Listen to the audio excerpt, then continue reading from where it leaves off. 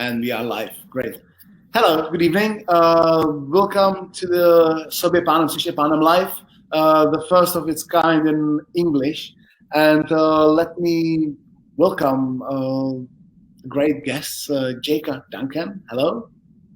Hi, Stefan. Thank you for having me. Thank you. Thanks so very much for coming. I'm kind of nervous today, actually, because this will be a very special interview. Because I know part of your story. I've known you for 3 years. I've met Jaycou on the Journey Intensive seminar in Prague 3 years ago, Yes.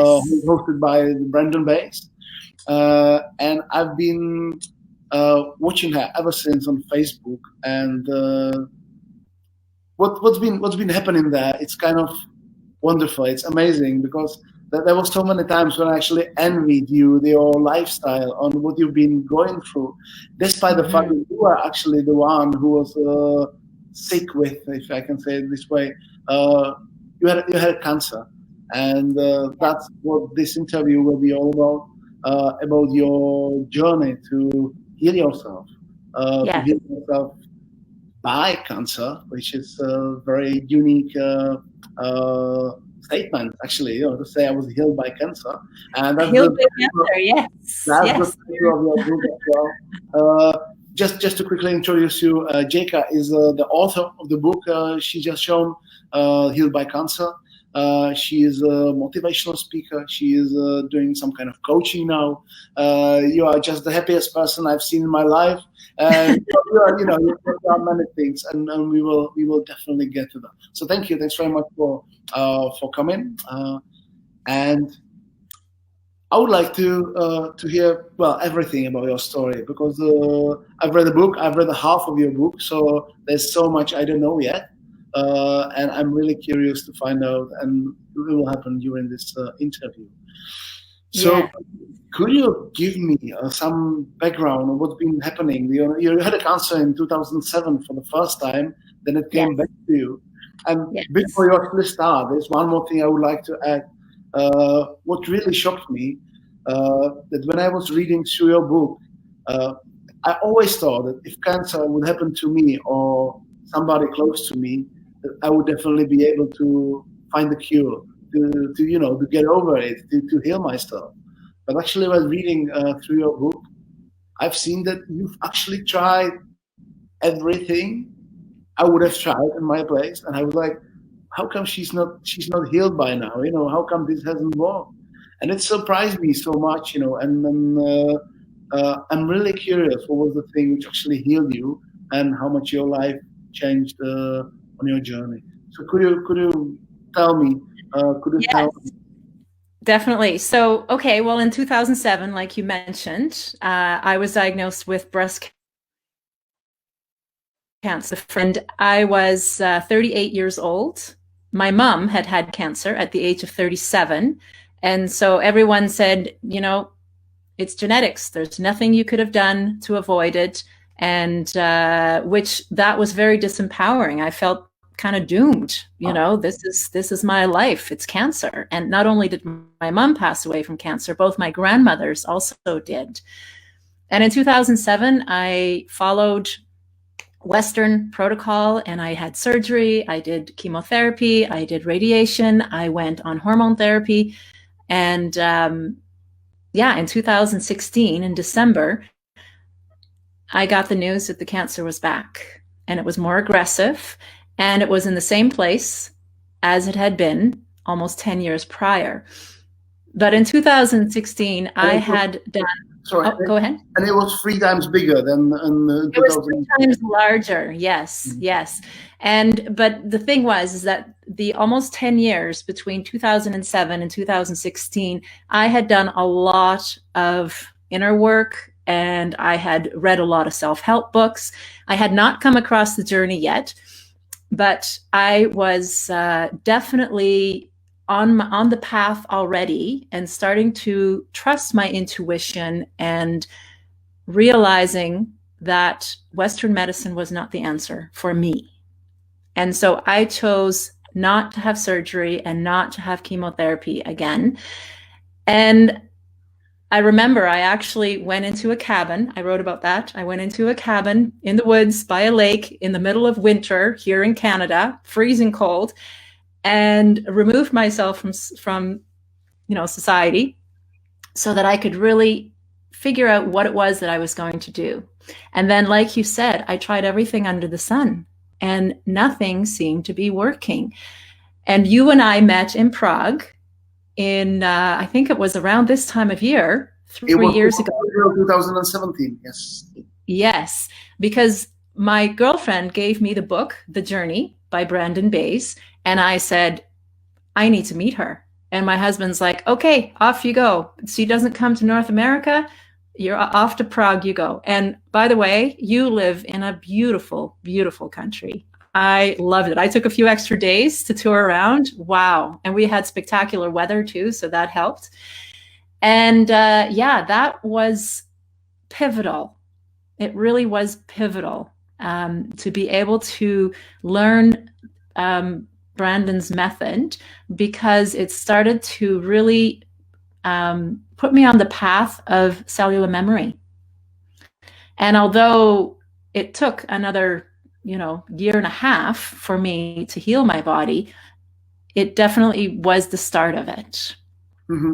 That was actually my question. I was very curious about what part of your healing actually played the journey of the Brandon Bays, because from the book, I understood that it wasn't the thing which actually healed you.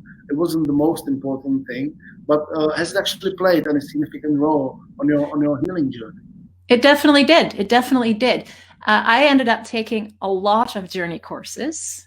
So from the Journey Intensive in Prague, I then, about a year later, started taking all of the other courses as well. So I was in the Netherlands, I was in England, I was in Bali, I was in India, and I was very lucky to be able to take all these journey courses. And we were also traveling around the world because I didn't know if I was going to be able to heal cancer. And my mother was never able to retire. And it was our dream, my husband and I had a dream of traveling the world, and we decided not to let cancer stop us from living our dreams. And so we started traveling. We spent 15 months traveling around Mexico, Europe, and Asia. And I incorporated the journey events, the retreats, into my traveling. Okay. And so, yes, I got a taste as to how important it was and how to go deep and allow yourself to feel the feelings and, the stuffed down feelings and be okay with them. And of course, in the journey method, you're guided by your partner. But because I was traveling around the world, I didn't, for one, financially expensive to hire, to do it online. And the other thing was internet wasn't always great. So I kind of created my own surrendering meditation where I didn't need a partner. And on top of that, I healed my body through surrendering. And I was told over and over and over again, surrender, surrender, surrender. And I didn't know what surrendering meant. And you get it when you get it. And so when I was told in October of 2018, the cancer has spread, you now have stage 4 cancer. The tumor was not just in my breast at this point. There was also a tumor in my cervix and in my uterus. And that news brought me to my knees. And I remember in meditation, and I had been an avid meditator for quite a while. In meditation, I finally said, I don't know what to do anymore. Show me. And it was in that moment that I realized what surrendering was. And I feel that the journey prepared me for this. So I was finally able to get it. And I realized that I had been standing in my own way of my own healing. And all of these limiting beliefs that I had in regards to I'm not smart enough, I'm not skinny enough, I'm not lovable, I'm not worthy, I'm not this, that, or the other. There were so many limiting beliefs that I had at a subconscious level. And this fear of rejection kept coming up over and over and over again. And through journey processes, my father kept coming up, and I had lots of father issues. Great. Yes. So many of our programming happens in our childhood. And when you are raised by a father who, he didn't love me unconditionally. He loved me conditionally. As long as I was doing what he wanted me to do, he showed love. So what that did was I became a puppet, essentially, and he was the puppeteer. And so I was the people pleaser, and I would do whatever it took so that he would love me. And this wasn't just with my father. This became a pattern in my behavior. And so I was doing it with other people in my life as well. And I haven't lived at home since I was 18 years old. So it's been more than 30 years. And I was still continuing this same people-pleasing behavior and this fear of rejection that I had from childhood on in regards to my father. Also in regards to being an immigrant. I was an immigrant at the age of 13 and immigrated from the Netherlands to Canada. And I didn't fit in. You know, here I was plunked into a different country with a different language, and I felt like a big outsider, and I felt rejected. And so that added to it as well. And so then my whole life, my behavior in so many different areas of my life was all about not feeling worthy, and therefore seeking that worthiness outside of myself. And because I had this fear of rejection, I would bend over backwards to do whatever it took so that people would not reject me. And as I was surrendering and surrendering and surrendering, I realized that the problem wasn't other people rejecting me. The problem really was that I was rejecting me. I wasn't loving me. I wasn't embracing me. And this fear vibration is a very low vibration, as you know, right? The vibration of fear and anger and jealousy and despair and shame are all very low, low, low vibrations. And I realized too that as long as my body was subconsciously vibrating at that low level, there was no healing able to happen. No matter what I did, all the holistic things that I did, from eating a really healthy diet to getting vitamin C through IV to hopefully heal my body of cancer, to I was in the sauna every day, and I was on a vibration machine every day, and I was doing enemas and colonics. I was doing everything you can imagine to try and heal my body, and nothing was working because my body was vibrating at the level of fear, which is a survival mode. And when you are living in survival, your body is essentially only worried about either running really fast from whatever the threat is, or fighting. And so all the energy is in the arms and the legs, so you can do just that. And what's compromised is our immune system and our cardiovascular system and all the different systems, right? A hormonal system and digestion and absorption. So what happened was I was doing all this good stuff, but the filter of my body was messed up. And the vibration was messed up. And so nothing really changed in my body. So do I understand that whatever you try to do on a conscious level was then overwritten by your subconscious, basically, which was this limiting beliefs about basically the love you lacked from yourself, not from anybody else, but from yourself. There was something which was missing there. That's the tricky thing, it's the subconscious, it's not on a conscious level, because on the conscious one, you've done everything you've done. You've sold your house, you've traveled the world, you've just done so many things. But then in the background, there was still running this program of what was actually causing the disease. Do you understand me well? Yeah. Absolutely. Yes. And I really am so grateful for Brandon and the journey work, because that was my first inclination that who I was at a surface level was not who I was at a subconscious level. And, you know, because really, like I said earlier, the journey work is all about getting to the cellular memory and all of the, you know, where the limiting beliefs stemmed from. So I'm very, very grateful for Brandon. And yeah, and yet as I was doing the journey work, there was still resistance, and I was still not able to surrender.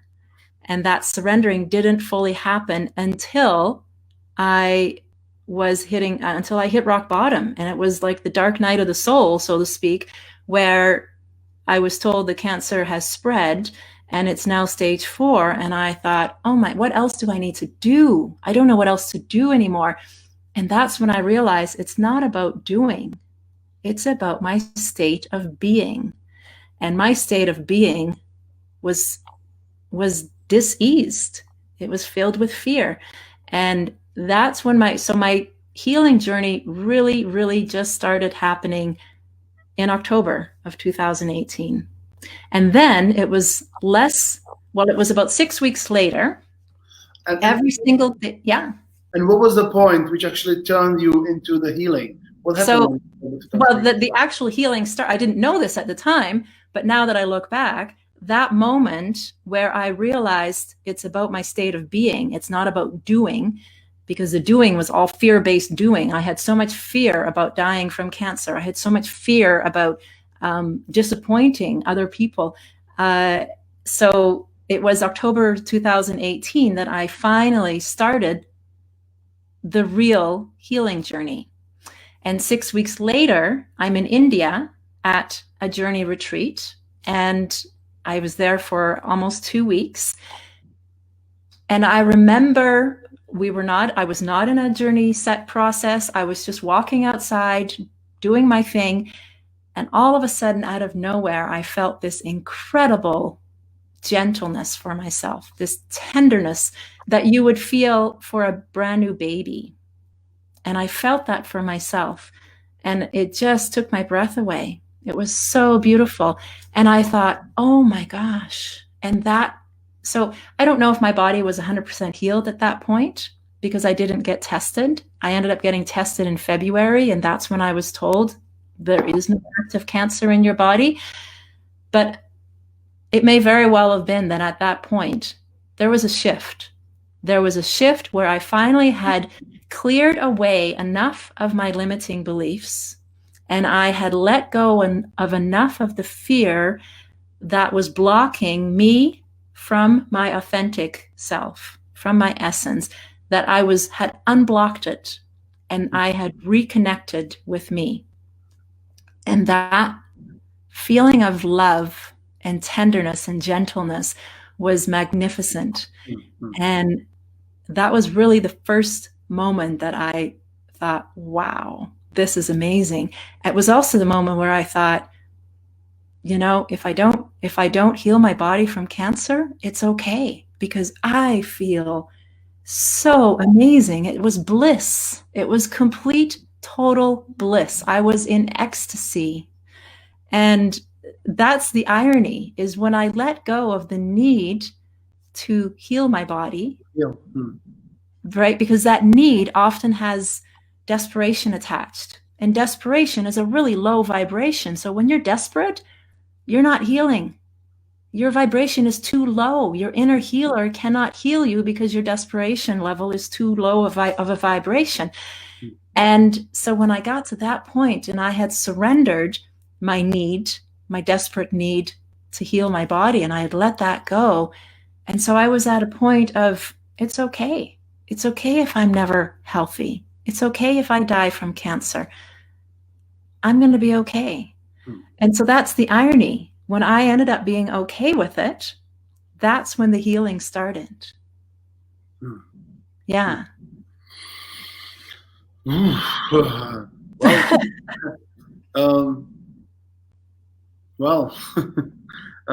So I actually thought, I haven't read the book, the whole book yet. I'm in the half at this moment. So does it mean that the next examination you had after this retreat, you found out that you are cancer-free? Yes. So we continue to travel. We continue to travel in Asia. And we were in Thailand, and we were told by a fellow Canadian, actually, in Thailand, you should go to the Dao Garden in Chiang Mai in northern Thailand, because it is an excellent clinic. There are lots of different doctors from Europe, from North America, and from Asia that work there, and they provide all kinds of testing. And so we said, okay, we'll go and check it out. I didn't really want to get tested because I was like, it's okay. I'm just going to keep doing this, surrendering. It's okay. I don't need to know. But my husband was like, let's do it. Let's do it. Let's find out. So we went, and the doctor, they did all these tests. And when I remember sitting in the doctor's office, and he said to me, you have no active cancer. And as he said this, the tears started rolling down my face. But I didn't believe him at first. And I said, and he had an accent. And so I thought, did I misunderstand him? And I remember saying to him, okay, just to get this straight, I said, there's no cancer in my breasts. No. Okay. I said, there's no cancer in my uterus. No. There's no cancer in my cervix. No. You are cancer-free. There is no active cancer in your body. And I just, and then he said to me, because I was crying, he said, you happy, right? And I'm like, yeah, ecstatic, really.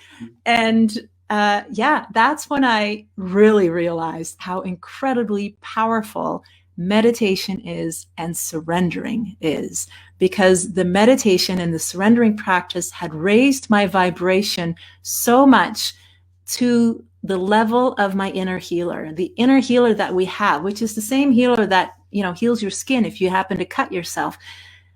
That inner healer is a pretty high vibration. And so I matched that vibration and was able to heal my body from the inside out.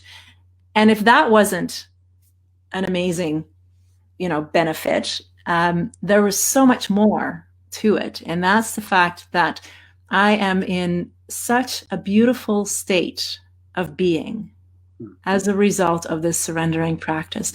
I feel so much peace and love, that tenderness. I still feel that for myself. I tell myself, I love you all the time. Before I go to sleep, when I wake up in the morning in meditation, I tell myself all the time, I love you. And I've realized how important self-love really is. And, amidst all this COVID-19 in the world, there is so much fear and desperation in the world right now. And I'm able to feel the compassion for people, absolutely. And I'm able to stay in a place of peace and calm and love and keep myself at that high vibration. And that is the real gift. A healthy body is a great bonus. Don't get me wrong. I'm very, very grateful to be cancer-free. But it is this state of being, this blissful state of being, that is the real gift. Because that is the truth of who I am. And so what Brandon did in India is that when we all showed up, we all were given a blank name tag. And he said, okay, he said, I want you to meditate. And if a name comes up in meditation, that is going to be your name while you're here at your retreat, at this retreat. If a name does not come up, I will pass around a sheet with all these beautiful Sanskrit names, and you can pick one that feels right to you. And these Sanskrit names were beautiful, and I loved them, and I wanted a Sanskrit name. But I go into meditation, and the name that comes to me is Grace. And at the time, I'm like, really? Grace? That's kind of a common name. And, I know several people who are named Grace, and I want a Sanskrit name. And my inner voice is like, you're Grace. And then I thought, oh my goodness, Grace, as in Grace. I can't be Grace, right? So then I started to play small, like I'm not Grace. And then someone said to me, this name is, you're given this name so that you can aspire to be Grace. And I'm like, oh, okay. So I was Grace for that retreat, that whole entire retreat. Everybody called me Grace. And when I had that beautiful, beautiful moment of being in that beautiful, blissful state, I realized that's the Grace within me. That is grace. And so Jaycou is the name of my personality, the name of my human form. Grace is the truth of who I am. And so what happened is that I let go of the Jaycou identity. And halfway through the retreat, I remember I was floundering. I was scrambling because I didn't know who I was anymore. And I was just like, whoa, you know, like I was in quicksand. And by the end of the retreat, I was like, wow, I don't know who I am anymore. And I love it. It's a beautiful thing. I let go of Jaycou because the Jaycou identity was also the cancer causing identity. Whereas the grace within me is this beautiful, blissful, loving, peaceful, compassionate being that we all have. You know, there's the grace within you and within every single person on this earth. Yeah. All right. I have a question. You know, there's so much that I just have to let it sink in. You know, because it's beautiful, and I can see so much of use for this in my own life. And I've not been diagnosed with anything. I feel kind of, you know, healthy, but there's, you know, issues in my life. Like everybody has issues, and I can definitely see this, you know, the surrendering technique to actually helping in all areas of my life. It's not just about health. It's basically about life itself, you know, because I can not understand, but what you were describing, this state of being where you actually don't really care if you have a cancer or don't, because at that moment you realize that cancer doesn't define you. Yeah, it doesn't define you. You know, Grace didn't have cancer.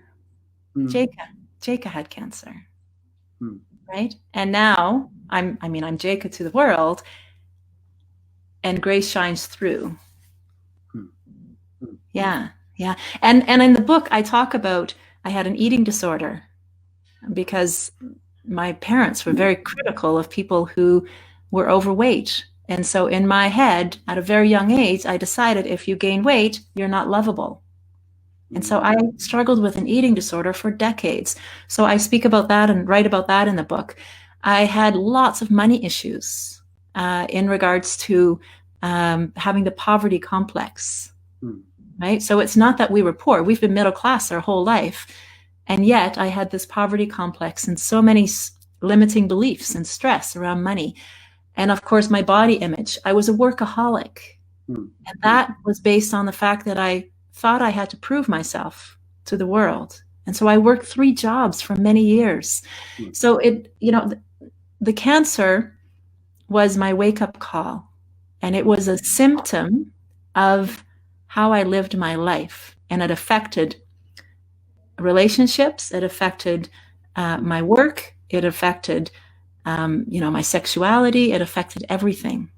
Absolutely everything. Cancer was the symptom. So for someone else, it could be obesity. It could be heart disease. It could be, multiple sclerosis, or it could be whatever. It's just a symptom. Yes. In the book, you described that your father, it's a great teacher of you, and it was, pretty hard with him. And you actually described as well what probably caused him being the way he was, that he was actually bullied in school, and then the moment when he realized his strength, his physical strength, that he actually punished everyone who's ever bullied him, and that was that actually made him quite easily triggered by anything. And you've described it, that was one of the reasons why you became the pleaser, why you became yes. Because he intimidated me. He never physically beat us.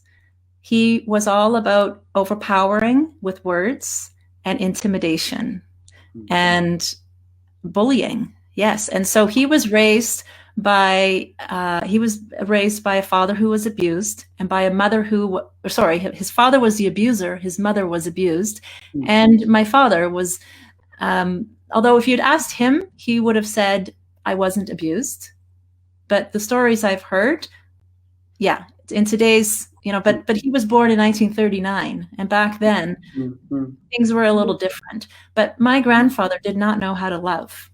And that was because he was raised in a family where there was no love, right? So it's all generational and environmental. And so when my father, after being bullied at school for years and being raised by, in a household where there was abuse, he was then told by his father, start standing up for yourself at school, protect yourself, punch them out if you have to. And so he did. And the first time he punched someone out, he felt such strength and power. And he was just like, whoa, and so he was no longer the victim. And then he went to every single kid that had ever bullied him and punched them. And he was strong. He was a farm kid. And this was all in elementary school, but it got to a point where he was no longer allowed to be on the playground. And so he, in his adult years, he thankfully did not resort to physical, punching, but he punched through words, and he punched in other ways. I often said that, he was meant to be a lawyer because he was tenacious and he was, and narcissistic. Yeah. So as a result, I am not a bully, and I bent over backwards to not rock the boat, because my father, when he was happy, he was the life of the party. He was fun. He was a musician. He was chatty. He would laugh. He was, a fun guy. But if you crossed him, then the bully came out, and that was scary and intimidating. And so I did everything in my power to keep the fun, happy guy, in our family. And so I feel that my brothers and my mom were doing the same thing. We were all kind of just people pleasing to keep him happy. Yeah. And do you think this could be the reason why your mom actually had the breast cancer as well? Well, it's hard to say because, back then she didn't really do that kind of inner work, at least not in our, experience in our family. And so it's hard to say. She also, I do recognize quite a bit of my behavior and how I mimicked my mother. And she loved my father, and my father loved her. And so their relationship was very different from my relationship with him.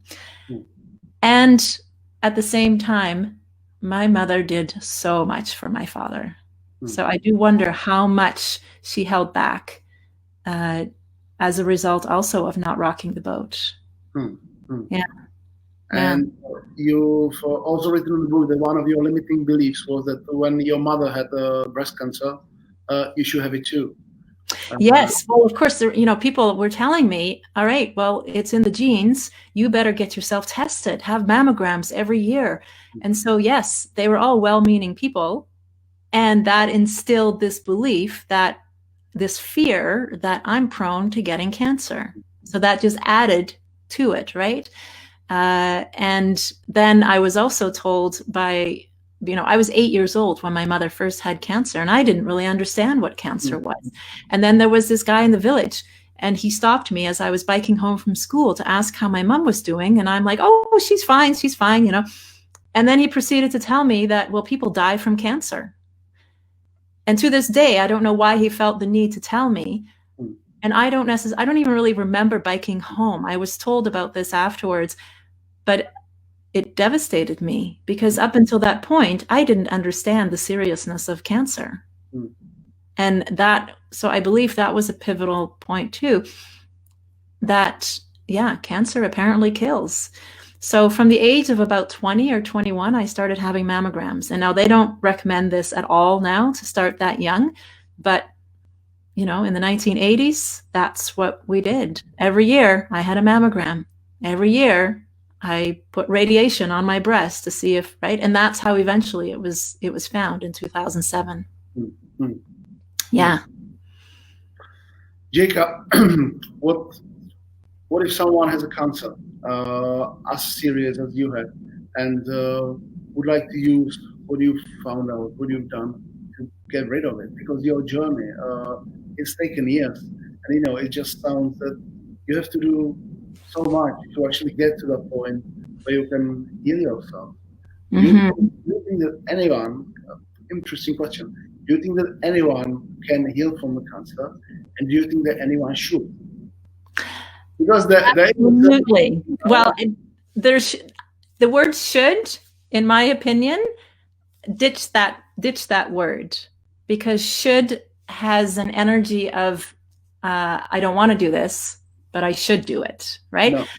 Does everybody have the ability to? Absolutely. Yes, we do. Sorry, what I meant, just to explain myself. Okay.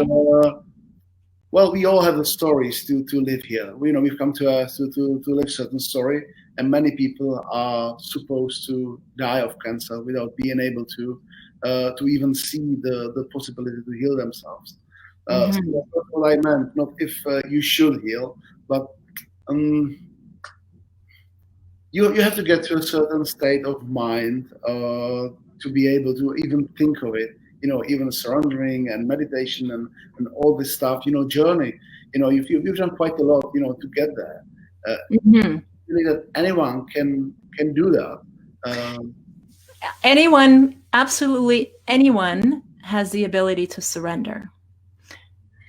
And you're right. Some people have it in their blueprint, so to speak, right? As a soul, you decide, okay, I'm going to come into this life and I'm going to experience cancer, in my case, cancer, and purely for the sake of experiencing it. And that was my blueprint, so to speak.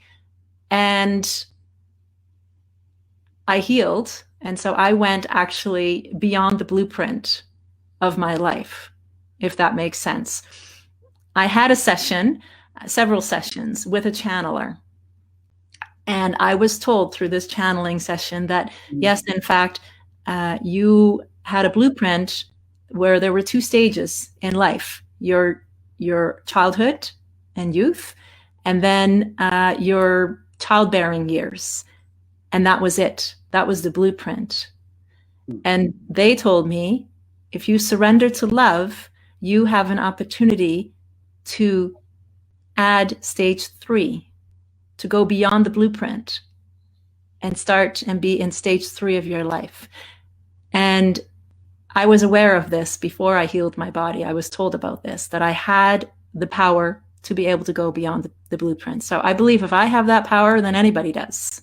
Anybody does. But again, anyone can surrender. Anyone can tap into the bliss and reconnect with the essence of who we are. And then at that point, you have lost the desperate need to heal your body from whatever you feel that because you no longer, you realize that's not who you are. And so then you're at peace with it. You're at peace with it. And so if I have cancer next week, then I'll be at peace with it, because I don't define myself by that anymore. Yeah.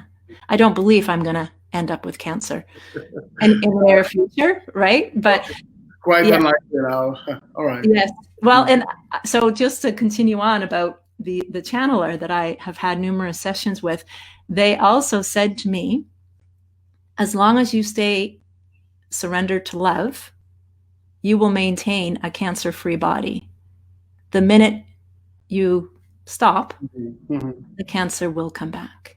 And so this surrendering practice for me is a lifetime commitment.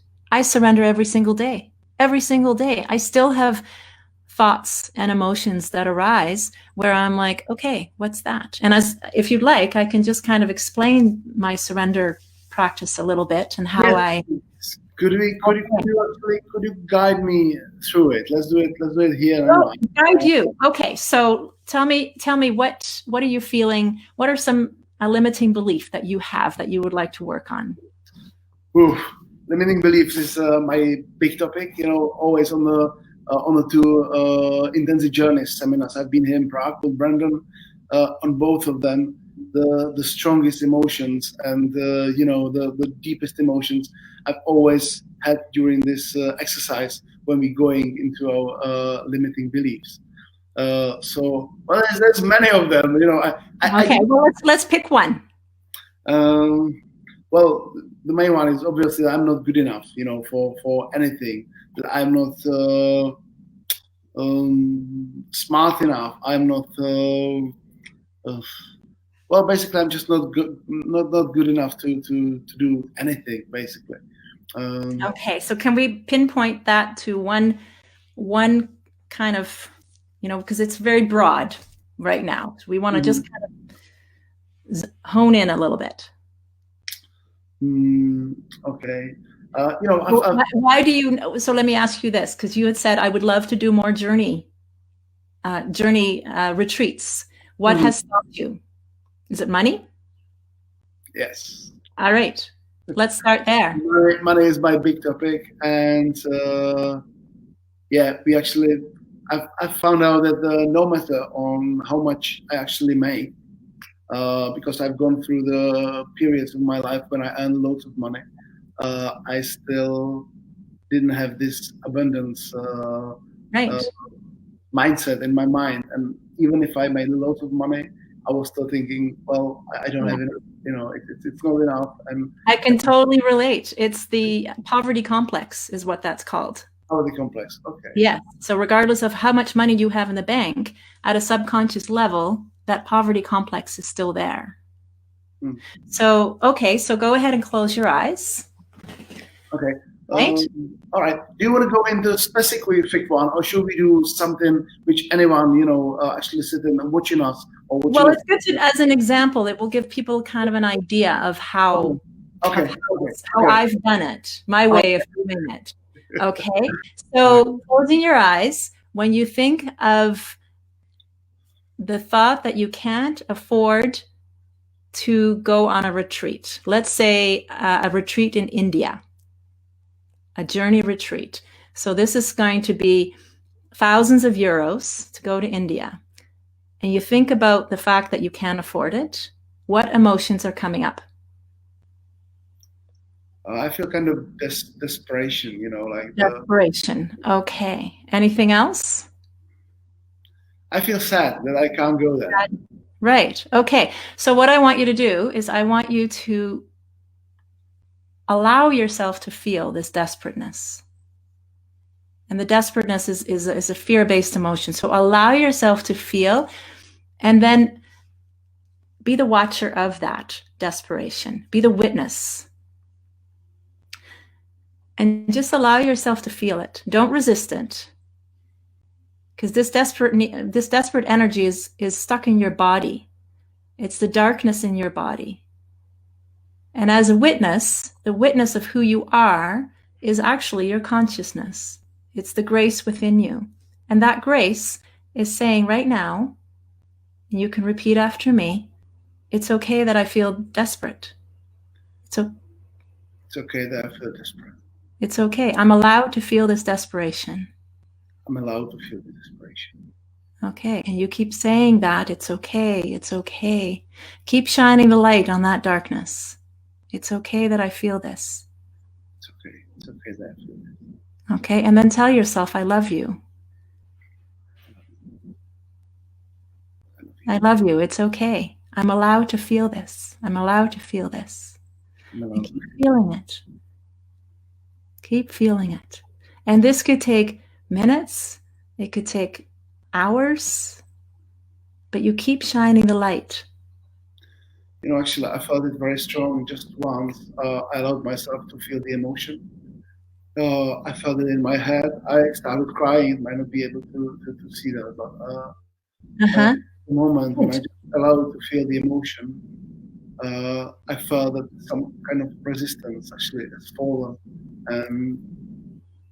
It actually this emotion is just really, you know, it's a tiny thing. It's nothing huge, but it's until I realized it, until I was able to feel it. Right.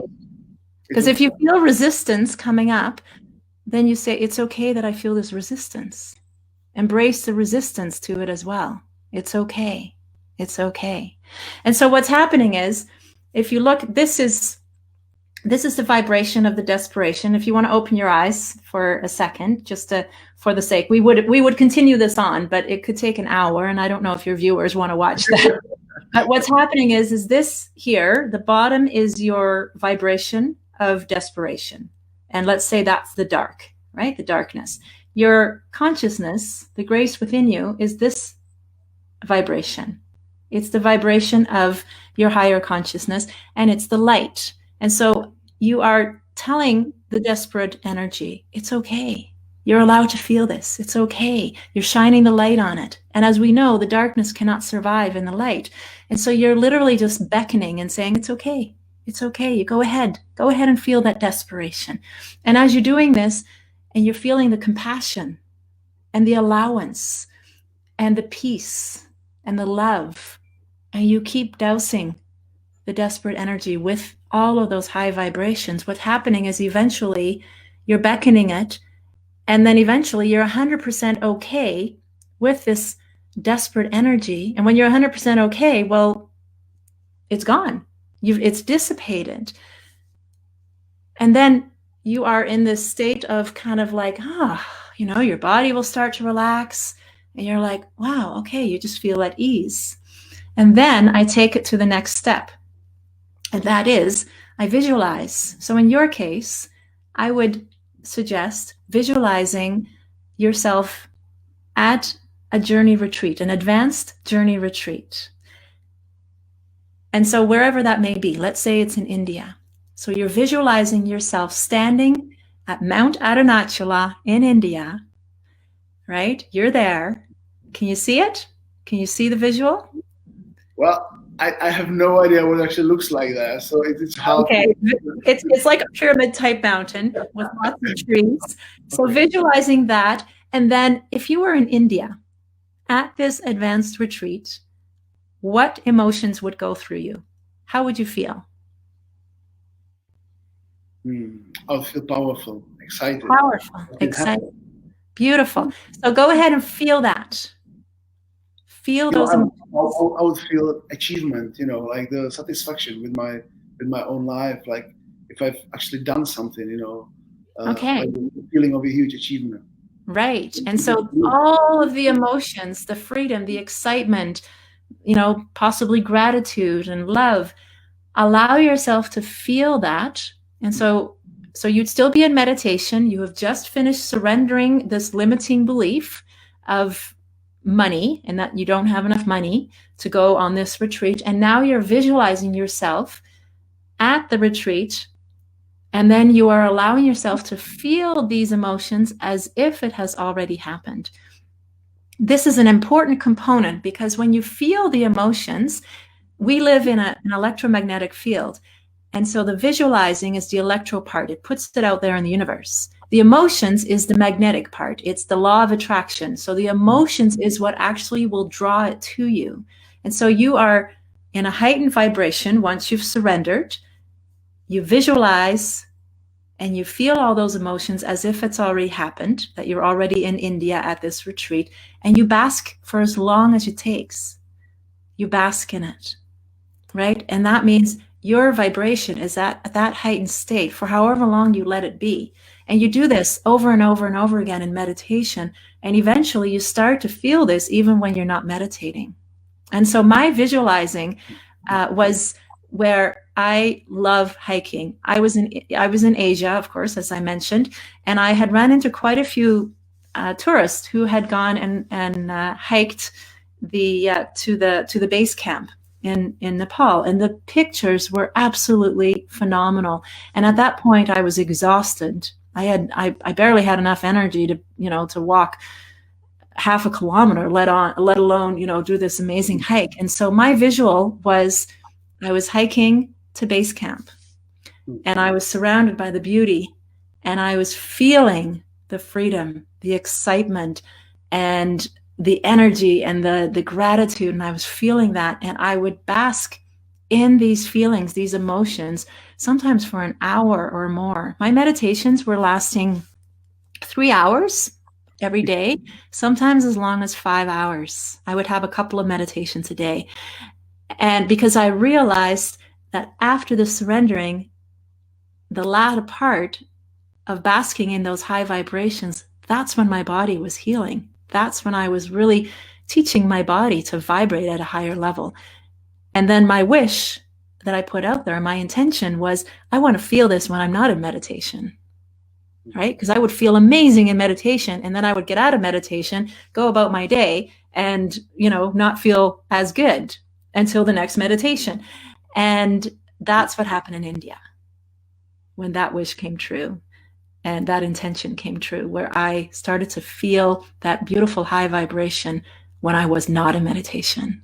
And so now it's there. It's not there 100% of the time, and that's okay too. I've surrendered that need as well, right? Because the thing is when you have these blissful moments, you can get attached to them, and then you want them more and more and more, and then there's desperation attached to that.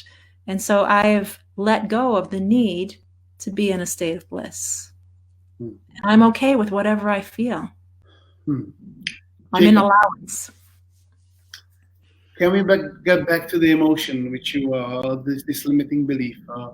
So how do you actually work with it before you visualize that feeling of when you actually get there? What do you do with the emotion which you have? So you bask yourself. Yeah. So where your energy, where your thoughts are, your energy is. So put your thoughts in your heart and imagine your heart opening up. And your heart is filled with compassion and love and peace. Okay? And tenderness and gentleness. And so imagine your heart. I always imagine big doors, barn doors in front of my heart opening up, and all of this liquid love is just spreading through my body. And then I allow it to go beyond the physical part of my body into my aura. And then I imagine my energy expanding out, this beautiful, loving energy. And if you're having a difficult time tapping into the love, visualize something that instantly brings the love up. So if you have children, think about your children. Right? When you think of your children, your heart opens up. And so you connect that. No, I don't think I will have a problem with this part, but I wanted to get back to the negative emotion, you know, to the what I was actually feeling, and you kept saying, it's okay, it's okay. It's okay, yeah. Yeah. So the desperation that you were feeling, right? Once you're 100% okay with that desperation, then the desperation dissipates. It disappears because you're okay with it. It becomes a non-issue. And when it's a non-issue, that which you were desperate about, and you could test that. Now, we didn't continue to do the whole thing purely because, you know, we're on a live video here. But if you were to, you know, if let's say we'd spend an hour on this and you actually felt it release, and you would feel that through the relaxing of your body. And so for me, a lot of the tension was held in my throat and in my chest, and I'd feel like there was 1,000 pounds on my shoulders. And at the end of a surrender practice, it was like the weight of the world was taken off my shoulders, and I could breathe again. And that's when I knew, okay. And I could feel my energy lightening up. I could feel this joy and this love coming up. And so then you could test it. Okay. And so then you could ask yourself, okay, if I never did a journey retreat, an advanced journey retreat, how do I feel? And if the desperation is gone and your judgments around it are gone, and you're at peace with it, that's when you know you've truly surrendered it. And that's from that place. Because the thing is when you are vibrating at a low vibration, you are vibrating from the ego perspective. The ego reacts. Okay, it's reaction. So it reacts out of fear, it reacts out of anger, out of whatever. When you're okay, when you're 100% okay with something and you've dissipated whatever you were working on, you're now in a place of peace, inner peace and love. And from that place, your action, it is not reaction, it's action, and it comes from a place of peace. And so you can call that inspired action. And inspired action is a beautiful thing. There is so much power there. There's so much strength there. And along with that, I would like to also really tell you how important it is to start to trust your intuition. Because meditation puts you in the present moment. And when you finally have surrendered, that vibration, it's there in the present moment. The minute you are in the future, the minute you're in the past, often there's a lot of anger about this happened and that happened. The future, often there's a lot of fear of the unknown. When you're in the present moment, that's where the bliss is. So if you're starting to feel this, whatever you're feeling, the anger, that's your indication you're not in the present moment. And so take yourself, become very present, become the witness of the emotion, shine the light on it, bring it up, bring the vibration up. And in that present moment is also where your intuition, right? So you start to intuitively act. And I write about this in my book quite a bit. My higher self speaks to me in meditation, also out of meditation, and has actually pushed me way out of my comfort zone, because that's the thing. We are comfortable the way we are because it's the way we've been for our entire life, right? The programming. And so as you are starting to surrender, you're actually pushing yourself out of your comfort zone. And so be prepared to be uncomfortable. And one of the examples that I used was I had promised myself, if I get a message by my higher self, if my intuition speaks up and says, you need to do this, I am going to do it regardless. No matter what, I'm going to do it. And I'm no longer going to question it. I'm going to trust my intuition, no matter how uncomfortable it is. And so I was going to Europe, and I was doing a journey retreat in England and also one in the Netherlands. My husband was not coming with me. He stayed in Canada. So I was in Europe for 10 weeks. While I was in England, I didn't know anybody in England. I was like, okay, I'm going to spend about 2 weeks there. So I need to figure out where I'm going to go. I need to book hotels and, figure out transportation, all of that. And in meditation, all I got was don't plan anything. Just go and trust that everything's going to fall into place. I'm an events organizer. That was my job for 14 years. Mm-hmm. And I got so uncomfortable because I thought, I've never been to England. I have no idea. Where am I going to go? I have this retreat for a weekend. Then I have another week and a half. And I'm not supposed to plan anything. Don't plan anything. So as uncomfortable as it was, I went to England without plans. And at the retreat, we were at an evening event. And when the activities were over, my inner voice said, ask for the mic. So there were about 50 people or so at this retreat, all of whom I'd only just met. Some of them I hadn't even met yet. So I was basically filled with a room of people that I didn't know. And my inner voice said, ask for the mic, stand up in front of them. And I did. And my heart was pounding and I was uncomfortable, but I did it. And so I grabbed the mic and I said, hi, I'm Jaycou, and I'm here for another week and a half. If anybody wants to go on an adventure with me, show me your country, let me know. I have no plans.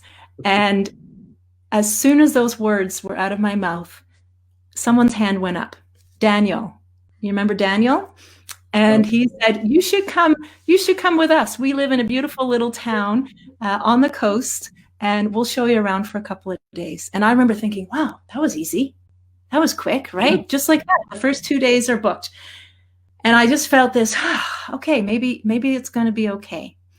The next day, I ran into a beautiful woman in the bathroom who I hadn't met yet. And she came up and she goes, hey, I'm Raj.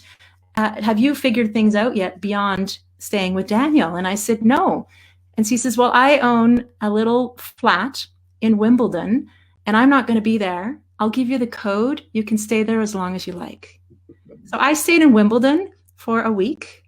And then I had 2 other beautiful, beautiful women who came up to me and said, I would love to be your tour guide. And so I got toured around London by locals. And then the one gal, Lindsay, said, I live in Brighton And Brighton is a beautiful place. Come to Brighton. I'll show you around Brighton. I had a fantastic time. I probably saved thousands of dollars because England is very expensive. And I thought, wow, there is no way I couldn't have planned it better. And because I trusted my intuition, that's what happened. It's a beautiful thing. And the book that I wrote, I talk about secrets. And I was so uncomfortable. Secrets are secrets because there's shame attached, there's guilt attached, there's regret attached. And so I had surrendered all of that. And then my inner voice says, write about it. And I'm like, no, that's not necessary. Nobody needs to know. I've surrendered it. I'm good. Write about it is what came through. So I wrote about it. And it's uncomfortable. And it was uncomfortable. But the amount of people that have contacted me since I wrote the book, who have thanked me, who have told me I have so much in common, I've had so many aha moments. Thank you for your courage of writing the book, because it takes courage to go against your programmed behavior, to rise above it, and to trust your intuition. It takes courage. And we're all worth it. And unfortunately, or fortunately, when we're in our comfort zone, there isn't much growth there. When we step outside of our comfort zone, that's where growth resides. That's where we grow. That's where we evolve.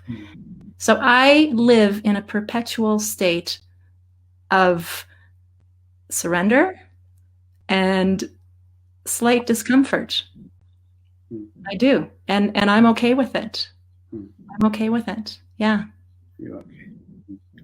Okay, Jaycou, we've planned to do this interview in less than an hour. We are over an hour now. Oh, we are? Okay. Yeah, but I expected. Jaycou, thank you. Thanks very much. It's been great. Thank you, Stepan. I really appreciate the opportunity. Thank you. I really believe I'll see you one day again, maybe on one of the journey retreats or somewhere else. Maybe. If you ever come to Prague, definitely let me know. I will. I will, yes. It's been amazing, and I hope that the right person who finds this, that anyone who actually who could have listened to this, and it might help him a little. We'll be grateful that we've done this, and that you've actually shared all your story with us in your book and in this. Right. Well, it's been very inspiring. There isn't a human being on earth that doesn't have something to surrender. And COVID-19 is giving us all kinds of opportunity to surrender. Yes, that is the gift that COVID-19 is presenting to us. It has the ability to crack us open and let the light in. Because that's what cancer did for me. So thank you very much. Thank you. Thanks very much. Thanks everyone for watching. And if you actually have any comments, if you would like to ask Jaycou something, just write it in the comments or contact her on her Facebook profile or page. Thank you. Thanks very much. Bye-bye.